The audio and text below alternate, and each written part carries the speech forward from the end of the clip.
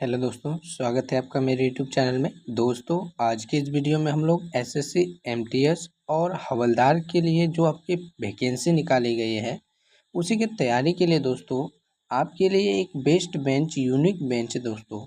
Unique bench हमारे द्वारा चलाई जा रही है। इसमें कि दोस्तों आपके कंप्लीट सिलेबस के साथ साथ जीके में ताबड़तोड़ तैयारी की जो है जिद हमने ठानी है। तो दोस्तों, हम यूनिक बेंच के माध्यम से आपकी तैयारी को बेस्ट करने के लिए दोस्तों और ताबड़तोड़ बनाने के लिए यह बेंच प्रत्येक दिन दोस्तों आपके लिए वीडियो उपलब्ध करवाते हैं और दोस्तों पीडीएफ तैयार करते हैं। तो दोस्तों, यदि आप चाहते हैं कि आप अपने तैयारी को बेहतरीन करें तो हमारे चैनल को सब्सक्राइब कर हमसे ज़रूर जुड़ जाइए, ताकि यहाँ आपकी एसएससी, एमटीएस और हवलदार के लिए जो वैकेंसी है उसकी अच्छी से तैयारी हो सके। और दोस्तों, ये सारा कुछ पीडीएफ पाने के लिए दोस्तों आप हमारे टेलीग्राम से जुड़ सकते हैं, जिसका लिंक आपको डिस्क्रिप्शन में मिल जाएगा। तो दोस्तों, बिना समय गवाए चलते हैं आज के प्रश्नों की ओर। उससे पहले यदि आपका कोई सहपाठी या आपके कोई मित्रगण एसएससी, एमटीएस की तैयारी कर रहे हैं तो उन तक भी वीडियो को ज़रूर पहुंचा दीजिए, ताकि वे भी अपने तैयारी को मजबूत कर सके। तो आज की इस वीडियो में हम लोग जानने वाले हैं पृथ्वी और उससे संबंधित बातों को। दोस्तों, पृथ्वी से संबंधित आपके जितने भी प्रश्न आते हैं आपके एग्जाम में सामान्य ज्ञान से, यानी कि ज्योग्राफी के जीके वाले सेशन से दोस्तों, तो उसके बारे में आज की इस वीडियो में जानने वाले हैं। बिना समय गवाए दोस्तों देखते हैं आज के प्रश्नों को। आज का आपका पहला नंबर प्रश्न है, पृथ्वी अपने धुरी पर किस दिशा में घूमती है? तो दोस्तों, इसका सही उत्तर हो जाएगा पश्चिम से पूर्व। पश्चिम से पूर्व इसका बिल्कुल सही उत्तर हो जाएगा। आपका अगला नंबर प्रश्न है, पृथ्वी का जलीय भाग और स्थलीय भाग कितना है? तो दोस्तों, आपको बता दें पृथ्वी में 71% जल है और 29% स्थल है। कितना दोस्तों? 29% स्थल है। तो दोस्तों, 71% जल की उपस्थिति है। तो दोस्त जिस कारण दोस्तों अधिकांश जल की उपस्थिति के कारण पृथ्वी को नीला ग्रह के नाम से जाना जाता है। कौन सी ग्रह दोस्तों? नीला ग्रह के नाम से जाना जाता है। आप इसे भी याद रखेंगे। उसके बाद दोस्तों प्रश्न संख्या 3 की ओर चलते हैं। तो आप देख सकते हैं प्रश्न संख्या 3 में कहा जा रहा है, किस तिथि को अवसोर की स्थिति होती है? किस तिथि को अवसोर की स्थिति होती है? इसका सही उत्तर हो जाएगा 4 जुलाई। इसका सही उत्तर क्या हो जाएगा दोस्तों? 4 जुलाई बिल्कुल सही उत्तर हो जाएगा। उसके बाद संख्या 4 को देखा जाए तो आप देख सकते हैं प्रश्न संख्या 4 में कह रहा है, पृथ्वी का विषुवतीय व्यास कितना होता है? पृथ्वी का विषुवतीय व्यास कितना होता है? तो दोस्तों, आपको बता दें पृथ्वी का विषुवतीय व्यास जो है आपका 12,756 है। कितना है दोस्तों? आप यहाँ देख सकते हैं 12,756। आप यहाँ देख सकते हैं दोस्तों 12,756। साथ ही साथ आपको यह भी बता दें दोस्तों कि ध्रुवीय व्यास अगर आपसे पूछ लिया जाए तो वो हो जाएंगे 12,714। 12,714 दोस्तों आप यहाँ पे देख सकते हैं इस प्रकार से। 12,756 दोस्तों आपका विषुवतीय व्यास हो जाएगा और दोस्तों ध्रुवीय व्यास 12,714 हो जाएगा। तो इस प्रकार आप दोनों ही प्रश्नों को याद कर सकते हैं। उसके बाद दोस्तों प्रश्न संख्या 5वां है आपका, ऋतु परिवर्तन किस गति के कारण होता है? ऋतु परिवर्तन किस गति के कारण होता है? तो वार्षिक गति इसका बिल्कुल सही उत्तर हो जाएगा दोस्तों। एक वर्ष में दोस्तों पृथ्वी द्वारा जो गति तय की जाती है उसे ही वार्षिक गति कहेंगे। उसका 6ठा नंबर प्रश्न में दोस्तों आपसे कहा जा रहा है, पृथ्वी अपने धुरी का चक्कर किस रफ्तार से और कितने समय में पूरा करती है? तो दोस्तों आपको बता दें पृथ्वी अपना जो चक्कर है दोस्तों 1610 किलोमीटर प्रति घंटा, 1610 किलोमीटर प्रति घंटा की चाल से दोस्तों 23 घंटे 56 मिनट 4 सेकंड में तय करती है। दोस्तों 1610 आपका स्पीड हो गया दोस्तों प्रति घंटा, 1610 किलोमीटर प्रति घंटा। और दोस्तों यह चक्कर जो पूरा कर लेता है तो 23 घंटा 56 मिनट दोस्तों और 4 सेकंड में तय कर पाती है।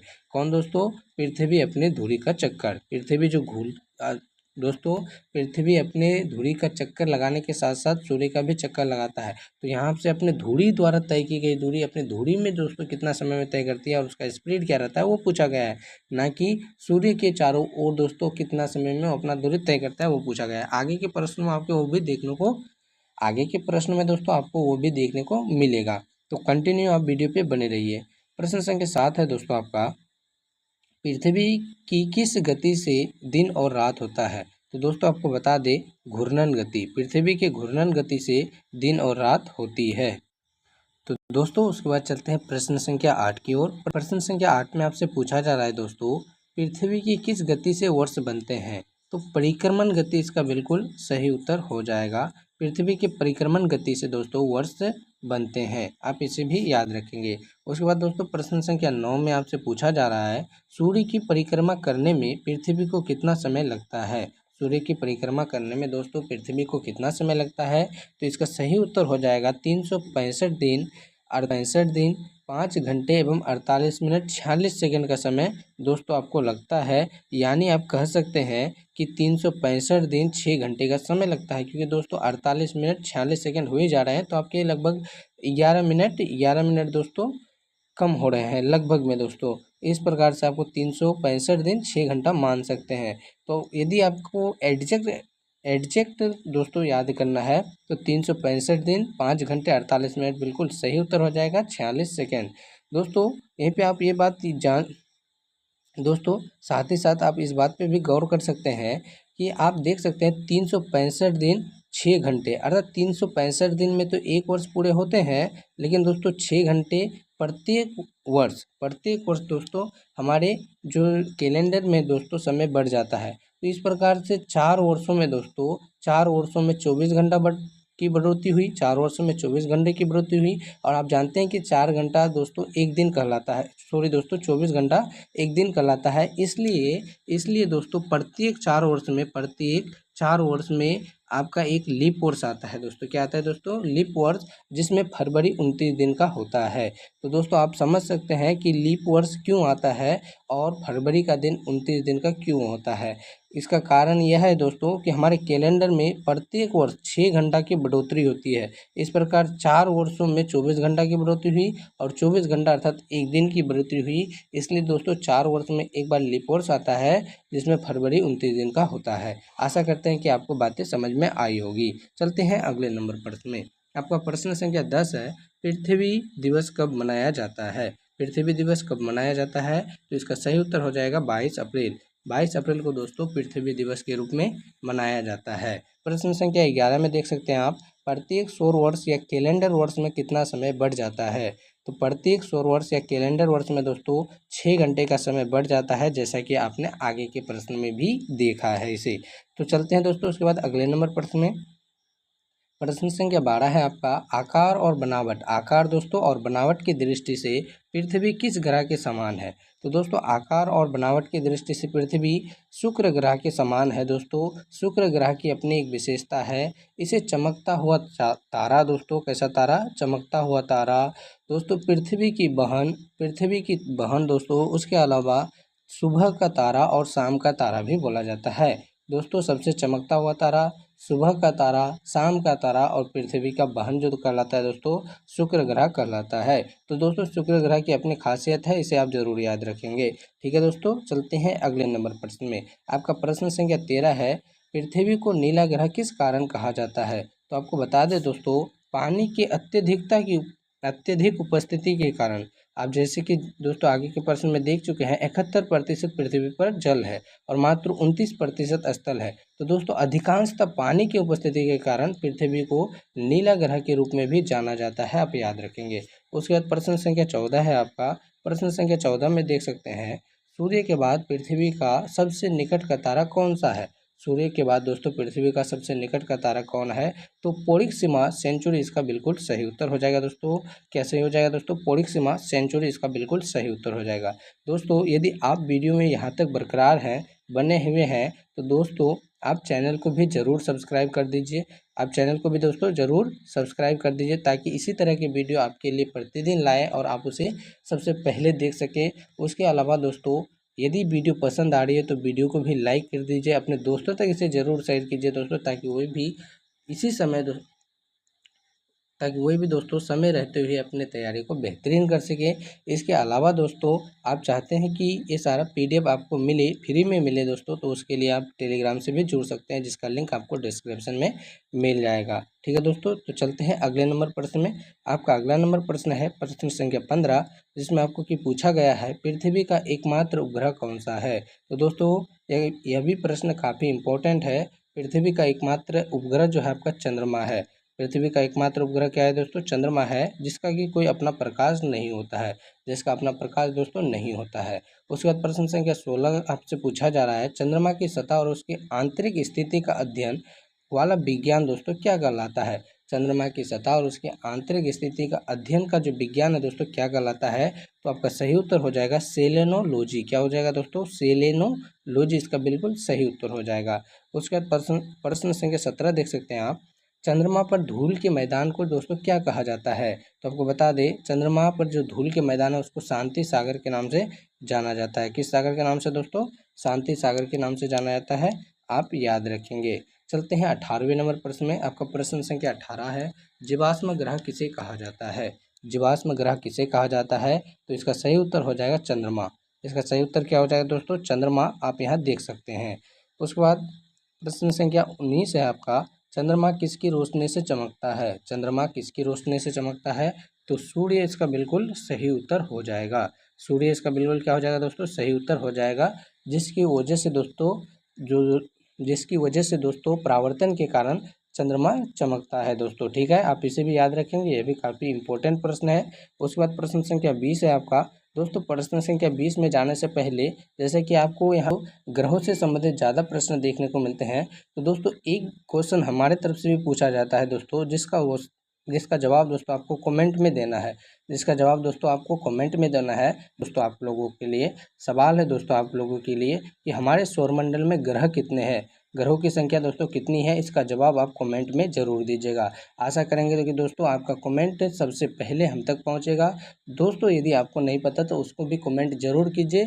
कमेंट में दोस्तों आपको सही उत्तर का जवाब हमसे मिल जाएगा दोस्तों, लेकिन आप कमेंट जरूर कीजिएगा। आपके दोस्तों कमेंट का इंतजार हमें रहेगा। उसके बाद प्रश्न संख्या 20 देख लीजिए आप। प्रश्न संख्या 20 में दोस्तों कहा जा रहा है समुद्र में उठने वाला ज्वार भाटे की वजह क्या होती है। तो इसका वजह होता है दोस्तों चंद्रमा और सूर्य एवं चंद्रमा की शक्तियों का अनुपात दोस्तों 11 अनुपात क्या होता है दोस्तों? 5 होता है। 11 अनुपात 5 होता है, इसलिए इसका सही उत्तर हो जाएगा 11 अनुपात 5।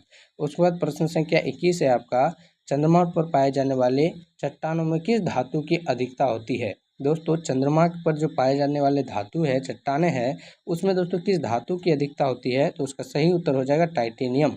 टाइटेनियम धातु है दोस्तों जहाँ जो दोस्तों चंद्रमा की सतह पर सर्वाधिक मात्रा में धातु के रूप में पाई जाती है। उसके बाद प्रश्न संख्या 22 है आपका पृथ्वी से चंद्रमा का कितना प्रतिशत भाग दिखाई देता है। पृथ्वी से चंद्रमा का कितना प्रतिशत भाग दिखाई देता है। तो दोस्तों इसका आंसर हो जाएगा 57%। यह दोस्तों अत्यंत महत्वपूर्ण प्रश्न है, इसे आप याद जरूर कर लीजिएगा। 57% भाग दोस्तों पृथ्वी से हम चंद्रमा का देख सकते हैं। बाकी दोस्तों 43% भाग आप नहीं देख सकते हैं। ठीक है दोस्तों, क्योंकि इसके विपरीत पड़ता है। 47% भाग को आराम से देखा जा सकता है। ठीक है दोस्तों, चलते हैं अगले नंबर प्रश्न में। अगला नंबर प्रश्न है प्रश्न संख्या 23 चंद्रमा धरती की परिक्रमा एवं घूर्णन कितने दिनों में करता है। तो 27 दिन 8 घंटे इसका बिल्कुल सही उत्तर हो जाएगा। 27 दिन 8 घंटे इसका बिल्कुल क्या हो जाएगा दोस्तों? सही उत्तर हो जाएगा। आप इसे भी याद रखिएगा। उसके अलावा 24वें नंबर पे आप प्रश्न देख सकते हैं चंद्रमा का सबसे ऊंचा पर्वत कौन सा है। तो इसका सही उत्तर क्या हो जाएगा दोस्तों? लिबनिट्ज पर्वत इसका सही उत्तर हो जाएगा। कौन से पर्वत दोस्तों? लिबनिट्ज पर्वत इसका बिल्कुल सही उत्तर हो जाएगा। उसके अलावा दोस्तों आज का अंतिम नंबर प्रश्न है। आज का अंतिम नंबर प्रश्न संख्या 25 है दोस्तों, जो कि दोस्तों काफ़ी महत्वपूर्ण प्रश्न है। चंद्रमा पर सबसे पहले पहुंचने वाले अंतरिक्ष यात्री कौन थे। तो इसका सही उत्तर क्या हो जाएगा दोस्तों? नील आर्मस्ट्रांग एवं sir Edwin Aldrin Neil Armstrong इसका सही उत्तर हो जाएगा। जो काफ़ी महत्वपूर्ण प्रश्न है दोस्तों, मोस्ट वीवीआई प्रश्न है दोस्तों। आप इसे जरूर याद कर लीजिएगा, चाहे जितनों ही रट्टा आपको मानना पड़े। उसके अलावा दोस्तों आज का आपका अंतिम नंबर प्रश्न है, जिसका जवाब आपको कमेंट में देना है, या आप देख भी सकते हैं कि आंसर कमेंट करना है दोस्तों आपको। पूछा जा रहा है आपसे, दो देशांतर रेखाओं के बीच की दूरी को क्या कहते हैं। इसका जवाब दोस्तों आपको कहाँ करना है, कमेंट में करना है। यदि दोस्तों आपको नहीं आता तो आप कमेंट में पूछ सकते हैं कि दोस्तों दो देशांतर रेखाओं के बीच की दूरी को क्या कहते हैं। जवाब हमसे मिल जाएगा दोस्तों आपको, लेकिन आपको प्रश्न छोड़ना नहीं है क्योंकि प्रश्न काफ़ी इम्पोर्टेंट पूछा गया है दोस्तों, ठीक है। तो दोस्तों आज के लिए इतना ही प्रश्न आपके लिए लाया गया है। रोज़ दोस्तों इतने प्रश्न आपके लिए लाए जाते हैं। तो दोस्तों इस तरह के प्रश्न यदि आप रोज़ करना चाहते हैं तो चैनल को सब्सक्राइब कर हमसे ज़रूर जुड़ जाइए। बेल आइकन को भी ऑन कर दीजिए, प्रेस कर दीजिए, ताकि आप सबसे पहले आपको ही नोटिफिकेशन पहुँचे। तो दोस्तों वीडियो को अपने दोस्तों तक शेयर जरूर कीजिए और चैनल पे नए हैं तो इसको सब्सक्राइब जरूर कीजिए और अपना सपोर्ट बनाए रखिए। धन्यवाद, मिलते हैं किसी अगले वीडियो में।